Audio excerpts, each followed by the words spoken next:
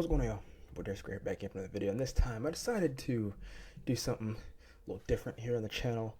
Well, not too different, right? I've done some AI stuff before, but not one of these character AI things where you can talk to AI versions of people. You have like a conversation, have like a call with them.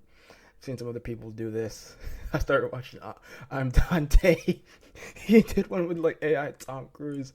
Tom Cruise started coming on him too. I was like, what the hell? And I figured, since AI is all the craze these days, right? People think it's dangerous. People think it's so useful and so fun. Some people fall somewhere in the middle. I guess I might be somewhere in the middle, but like more so on the side of AI is gonna be a problem. Like it has its uses, but it's gonna be a problem. And I guess one of the problems it could potentially have is things like this, where you just AI versions of people and you're not able to tell if they're real. Although, from what I've seen of this, you can very much tell it's a robot, right? You can tell it's AI. And I decided, I'm like, okay, who am I going to talk to? I'm going to make this video. Who am I going to talk to? And the first name that came to mind was the genius behind the Marvel Cinematic Universe. That is Kevin Feige himself, right? Because I got some things to talk to Kevin Feige about. I got some questions I can ask him. Got some thoughts I could relay to him. All right, so we're gonna have fun with this, man. And without further ado, let's get it. Hey there, Mr. Feige. How's your day going so far? My day is going great, thank you. How is yours? That's pretty good. I mean, it's all right. I mean, I'm here in Florida. We're preparing for another hurricane, so that's just great, I suppose. I can imagine that's very difficult. I'll keep you in my thoughts. If you don't mind me asking, what is your favorite project I've ever produced? Oh, you know what? I'm so glad you asked me that question. I think my favorite project you've ever done, by far, Spider-Man No Way Home. Nice pick. That's a great one. I had so much fun working on that. I'm glad you liked that one.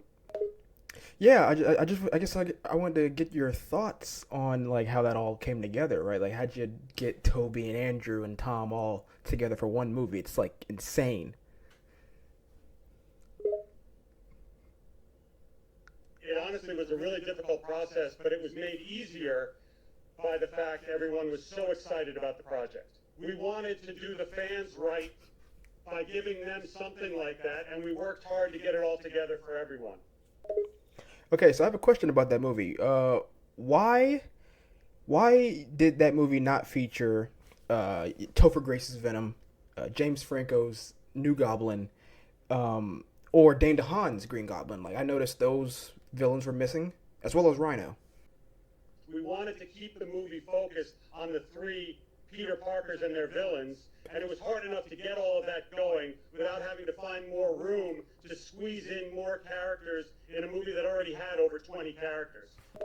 Gotcha. Okay, yeah, sure, that makes sense. So I guess I want to shift gears to the MCU Spider-Man 4 film. I heard there's been some, clashing with Sony in terms of what direction to go with that movie. What's your take on that? We're in a bit of trouble in terms of working with Sony, but we're doing our best to try and work with them and keep Spider-Man in the MCU, which is the best place for him. We'll just have to see where it all goes. Of course, yeah. And on the topic of Sony, I guess, I want you to give your honest opinion here. What's your honest opinion of the Sony villain movies and like Morbius and Venom and Madam Web? Like, what's your thoughts on all that? They really are trying. We got to be fair to them. Those projects are being made by people who love these characters as much as we do. The execution just isn't always there. We try our best to help them along. God, that's true. It's ultimately up to them whether or not they follow through with our recommendations. I wish them the best with those projects, but I have to admit they just aren't working right now. Yeah, which one is your favorite out of all of them? That's a tough one, but I personally have a soft spot for Venom. I think Tom Hardy really did a fantastic job. And I guess what's your thoughts on that Morbius post-credit scene where they got Michael Keaton just in there all of a sudden? Like what were you thinking when you saw that? It was actually quite funny, as my immediate thought upon seeing that was, wait, we have to follow up on that. I was also shocked that Sony had even been able to get Keaton in for it. Yeah. I mean, yeah, those movies are something else. Which one would you say is the worst? For me, it's Madam Web. The CGI was awful. Oh It was God. very poorly written. Yeah. It was overall just a bad movie. And what are your thoughts on the upcoming Craven movie? Do you think that will be any good? As much as I want to be optimistic for it, I simply don't have much hope. It really just seems like the studio trying to cash in on the trend of making spin-off movies. And after Morbius and Venom, I doubt it'll be good. Hey, well, I appreciate your honesty on that. Do you have any plans to use Craven in the MCU at any point? No plans yet. The next Spider-Man film will be focused on Spider-Man villains for sure. Maybe if there's a future Spider-Man film, we can use Craven. Hold on now. But right now, we have enough characters to focus on. Well, since you bring up the next Spider-Man movie, I've heard rumors that it could be called Spider-Man King in Black and could feature a crossover between Spider-Man and Tom Hardy's Venom fighting Null. What do you say to that? While I think a crossover between Spider-Man and Venom is a cool idea, the name would be a misnomer, as the King in Black storyline does not really involve Spider-Man at all. Also, a crossover film really? is not at all part of the plan right now, especially with all the issues going on between us and Sony. Right. Okay. So if it came down to it, right? I know that you wanted to do like a grounded Spider-Man movie, but Sony wants to do their multiversal thing. If it really came down to it, what's the compromise there? If we get stuck having to do a team up between Venom and Spider-Man, He I said at least want Peter to still be fighting regular street level crime. Maybe have him team up with Venom to stop some multiversal threat, and then go back to doing regular street level stuff, but still interacting with Venom from time to time. Oh, he said stuck. If we're stuck. Oh, this is great. This is great. It's amazing. Okay, cool. So who would your ideal villain be of a grounded Spider-Man movie? I would love to bring in the Kingpin. There He'll you be a go. refreshing change from the usual Spider-Man villains, and it would be interesting to see if he ends up taking over the world in the wake of the blip, now that some of the Avengers aren't around. Well, speaking of Kingpin, right, that takes me to the Marvel Netflix shows, right? Your Daredevil, your Punishers, Iron Fist, all that stuff. Can you confirm, like, just finally say whether or not those are canon to the MCU? Yes, those are canon to the MCU, especially Gotcha. since characters like Daredevil and Kingpin are returning in our projects. Okay, so cool. Now we got Charlie Cox back. We got Vincent D'Onofrio. We have John Bernthal and the other characters from Daredevil. Is there any chance that Jessica Jones could come back, played by Kristen Ritter? We've considered that we might bring Jessica Jones and the others back. It all comes down to what story we want to tell and who will best fit it. Really? So you would even consider bringing Finn Jones back as Iron Fist? Finn certainly wasn't the best part of Iron Fist, but we have considered a soft reboot with Finn as the lead, since we did really like his dynamic with Luke Cage, and we feel like he deserves another shot after what happened with Iron Fist. You know what? I completely agree. I feel like, people gave him a bad rap there. But moving on to some more recent things, right? Deadpool and Wolverine was a huge success. I know there are a lot of people thinking that Hugh Jackman could remain as the MCU's Wolverine. Is that going to be the case? We absolutely love Hugh Jackman and have enjoyed working with him so far, and we hope to continue with him as Wolverine in both Deadpool and Avengers Secret Wars. Oh, wow. So speaking of Secret Wars, right? Great transition there. What was the original plan back when Kang was still the main villain? Our original plan was that there would be a lot more time travel involved, with our heroes going back in time to stop Kang and possibly visiting different universes in the process. Wow. So is there I know there was the whole Jonathan Majors controversy. Is there any chance that at any point in the future he could come back as Kang?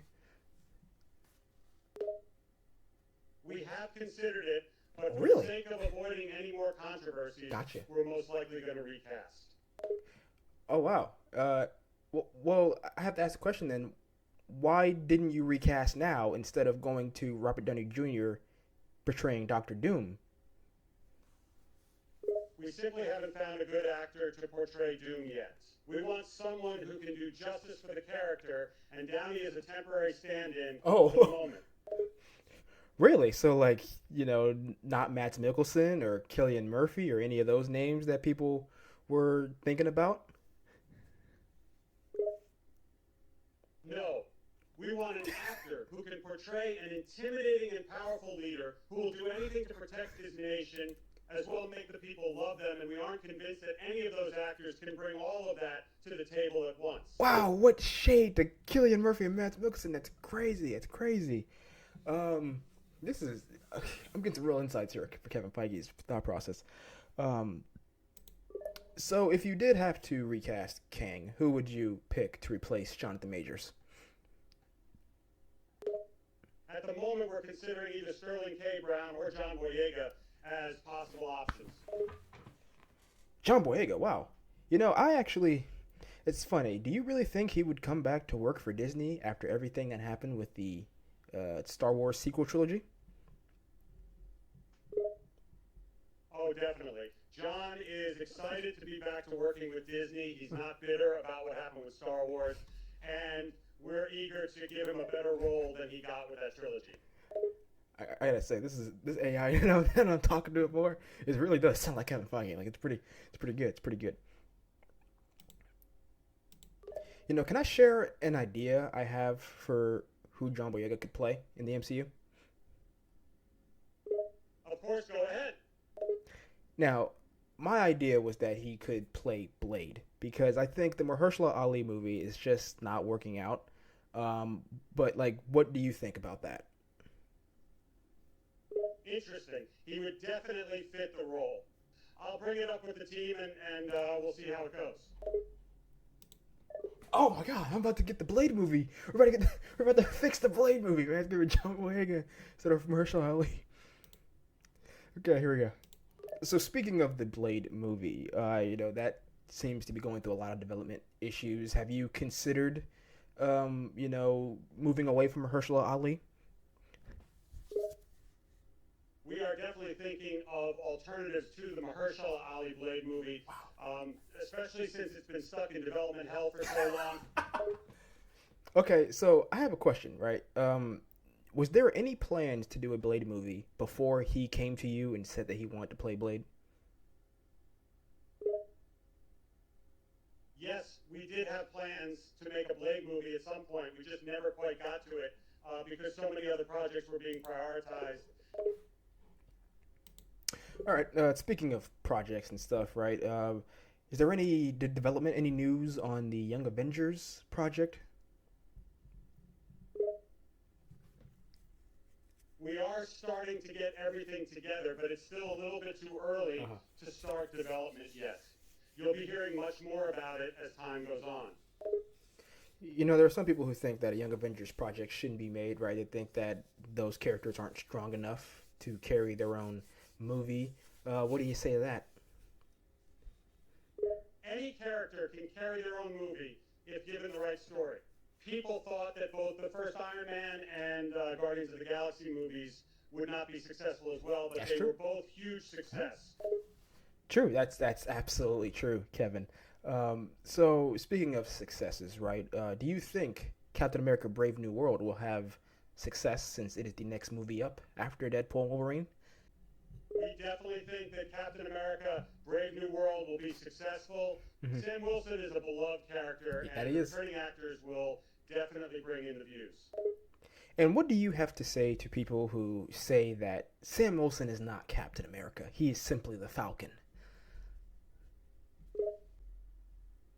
Just like they thought Peter Parker was just the Amazing Spider-Man, or Tony Stark was just Iron Man, Sam Wilson can be both the Falcon and Captain America simultaneously. I understand that, but I meant more so in that there's some people who take a vitriolic approach because they don't like the fact that a black man could be Captain America. They'll just have to live with it. A black Captain America may be hard to accept for some, but in a few years' time, people will grow accustomed. Then another variant of the character will be introduced, and the cycle will start all over again. That's just how it works. They'll just have to live with it. That's god dang, Kevin. I love it. I love it. All right. um, Speaking of cycles, right? After Secret Wars, is there any chance that the MCU could go through some sort of soft reboot and characters like Iron Man and Captain America and Black Widow be recast? That certainly is a possibility. We're still going over options as to what we could do after Secret Wars, such as a soft reboot or a hard reboot, and casting is definitely a large part in our current discussions. So I guess I have another question here, and that is more so looking at the X-Men, right? Who, like, where are you at with casting the X-Men? We have a whole bunch of actors in mind that we're going to start looking over soon. Right now, though, we're trying to prioritize the projects that have not been started, that are coming out in the next few months, like Secret Wars and Thunderbolts. Afterwards, we'll start to give the X-Men and other projects our full attention. Thunderbolts is, but not Secret Wars. Speaking of Thunderbolts, I have a genuine question about that. Why is the team so weak? I would disagree with that. Oh, really? You have characters like John Walker, who's basically Captain America. Really? You have Ghost, who can phase through objects. You have Bucky, who is basically the Winter Soldier. Basically, and you have Yelena and Red Guardian, who are trained assassins. They are far from weak. Okay, but when you think about it this way, right? You have John Walker, Super Soldier, Bucky Barnes, Super Soldier, Red Guardian, Super Soldier, Yelena, Assassin, Taskmaster, Assassin. Ghost is really the only one with like some real good powers there. They are far more than that. They have combat experience. John is not just a super soldier, he's Captain America. Bucky is the Winter He's not Soldier. Captain America. Red Guardian is a Russian hero with decades of fighting under his belt. You're also forgetting Sentry, Ghost, and Valentina, all who have some kind of special ability that makes them dangerous. Okay, but rumors seem to suggest that that team would have to fight the Sentry. Is that not going to happen? No, it is not. That entire story is a completely made-up rumor with very little to back it up. Oh! The Thunderbolts will be focusing on other threats, Shoot! such as the new Red Hulk. Wait, whoa. Red Hulk is going to be in the Thunderbolts movie? Yes, he is. We want people to be excited for the Thunderbolts. Having a classic Hulk villain will bring in a wider audience. So we're going to get a Sentry versus Red Hulk fight? Most likely, yes. We want to give Sentry a real challenge. Okay, and what do you have to say to the people who say that this Thunderbolts team is basically Thunderbolts in name only because characters like Baron Zemo and Songbird aren't in the movie? They can say whatever they want. In all honesty, I am excited about the team we are assembling. As we learn more about our characters, people will grow to like them. The same thing happened when the Guardians of the Galaxy movies came out, and look at how that worked out for us. Well, speaking of Guardians of the Galaxy, right, James Gunn is now heading up DC Studios over there at DC, right, at Warner Brothers. He's basically the you of the DC universe. What do you think about how that's going so far? I think he's doing a great job. I actually spoke with him a few days ago, and I have to say, his ideas for the DC films have me very excited, and I think he could be the guy to bring that universe into the right direction. I look forward to seeing what he accomplishes. So there's no competition there at all? Not in the slightest. I genuinely want to see the DC franchise succeed, and I will be watching his era with great interest. Okay. Is there any chance that one day you might find yourself in a situation where you leave Marvel Studios to go over to DC? That is unlikely. I love working with the films I'm making now and don't see myself working anywhere else. I definitely will not be leaving Marvel if I can help it. So you wouldn't even go to work for Lucasfilm because Star Wars is a complete mess right now, and they could use a guy like you. That situation is still a hot mess, and I have my hands full with Marvel. Once the multiverse saga is over, I may be open to it. But for now, I'm staying at Marvel. The whole situation's a hot mess. Uh, uh, how would you fix the Star Wars situation right now? If I could, I'd start by giving some of the power to the writers. People are sick of all these spin-offs that just don't feel like they need to exist. My first order of business is to start Hold on now. listening to what the fans want and give them a story and characters that they care about. People love The Mandalorian, Hold on. so make more stuff like that. Have some projects that are actually planned out. Mm-hmm. It's funny you talk about unnecessary spinoffs because some people think you're doing the exact same thing with Marvel, right? Like you have shows like Agatha All Along that no one really asked for. People also said that about Guardians of the Galaxy before it came out. People had no idea who they were or why they would get their own movie, and they still became one of the most popular parts of the MCU. He keeps now, going the idea back. of the Guardians coming back isn't a problem for fans at all. Agatha, Echo, and many other projects are actually part of a larger plan that people don't know about, and when it's all laid out, people will be begging for more. He keeps going back to Guardians as like example, like this is why it's gonna work because Guardians. Speaking of Agatha All Along, right, and that whole WandaVision stuff, I have a very important question to ask you, and that is, why did you decide to bring Evan Peters back as Quicksilver just for a boner joke? The thing is, people keep asking why we brought Peters back for no reason. Yeah. The point of having him show up as Quicksilver was to tease the multiverse, and yes, we added a little joke at the end. I don't see why people complained about that one throwaway joke. I think they complain about it because the show set it up that he could potentially be from the other universe, but then it went nowhere. That's the thing. The show did tease the idea that he was from another universe, and it had people theorizing and excited for future films. The same thing happened with the Ralph Bonner joke. People wanted to get an introduction to the multiverse, and we gave them one, so I don't really see the problem here. Really? Well, is there any chance that Evan Peters Quicksilver could show up in Secret Wars? There is definitely a chance that he could. We are currently ironing out things with the multiverse, which is a difficult thing to do. So having Quicksilver from the Fox movies come back wouldn't be a bad thing. Speaking of Quicksilver, right?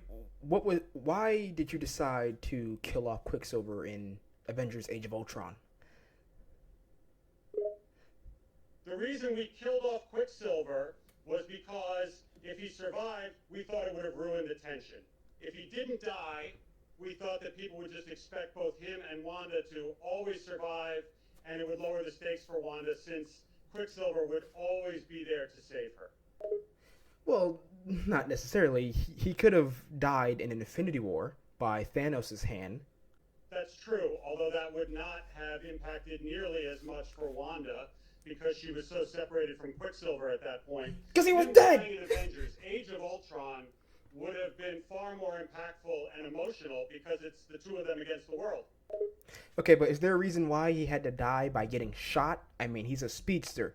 They're not supposed to die by bullets, of all things. At the end of the day, it was a sacrifice. He could have saved many more people, but didn't. The whole point of him dying by getting shot was that the ultimate sacrifice was him stopping to save that child. It shows that despite being a superhero, they are still human. Okay, but why didn't he just grab the child and run? Maybe in hindsight it would have made sense, but he's also trying not to get shot in the process. He's not perfect. He's just a normal human who happens to have super speed, and in that moment, he gave everything he had to save that one child. You know, between Quicksilver's death and then the Evan Peters bait in WandaVision, it feels like you guys don't like Quicksilver very much. I'll admit, we did get a little carried away with the WandaVision Quicksilver reveal. It You was a think? mistake, Thank you. and we should have known Thank you. better than to make people think it was the Fox Quicksilver. As for killing off the character, it was really just a story decision that we thought would have the biggest emotional impact. Okay, well, speaking of Wanda, let's go back to Wanda, right? Doctor Strange Multiverse of Madness, right?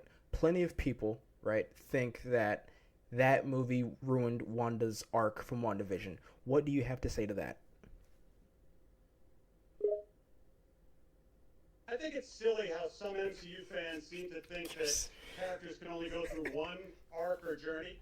They think Thank you. just because Thank a you. character went through an arc in one project that they are now done and will be the same forever. That's the exact opposite of what's true. Wanda in Age of Ultron and Wanda in WandaVision were not the same character. Oh, really? Then Wanda in Multiverse of Madness was also a different character from the two before her. People need to stop getting caught up in the idea that the characters are done once they complete their first arc. Right. I mean, when it comes to the stages of grief, sometimes you can, slip back into some of the earlier stages, and I feel like that's what happened with Wanda, right? Yes, that's exactly what happened. People were complaining that Wanda was suddenly evil in the film, but they forgot that the last time we saw her was at the end of WandaVision, where she left on a dark note. We didn't expect people to forget about those final moments, yet somehow they did. Oh, vindication. Right. Yeah. Like the last image we see in WandaVision is her reading the Darkhold. I mean, that should tell you that it's not going to end very well, right? Exactly. The Darkhold is quite literally called the Book of the Dead, and people expect Wanda to be the same after reading it. That's what I've been saying, man. But I just want to say I love Multiverse of Madness very much. I loved Sam Raimi's style. I just thought it was great. Thanks. I really appreciate that. I also love the film, and it was so great working with Raimi. He deserves a lot of credit. Yeah, man. Some people kind of accuse you because you worked with him in the Tobey Maguire Spider-Man films. They accuse you of being like a Raimi head, and then you have like a bias that doesn't allow you to see clearly. What do you say to that? Those accusations are silly. It's true that we did work together on those Spider-Man films, but that doesn't mean I have a bias. He's just a great filmmaker, and I wanted to work with him. Anyone else in my position would have wanted to work with Raimi.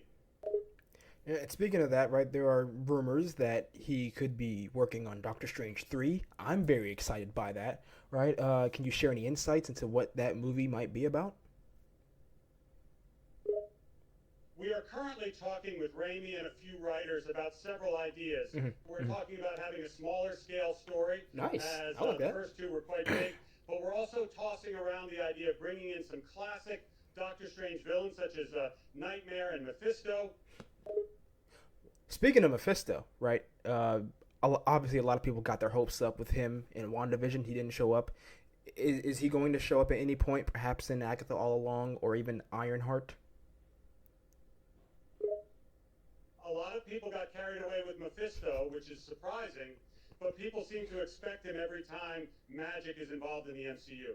We've made the decision to just make him a cool Easter egg for fans and not make him an actual character in the main story. Right. Well, I also have to ask, man, it seems like a lot of people think, the sentiment is that Marvel hasn't been the same since Endgame, right? It's been kind of a low stretch. What do you have to say to that? People don't really know what they're talking about sometimes.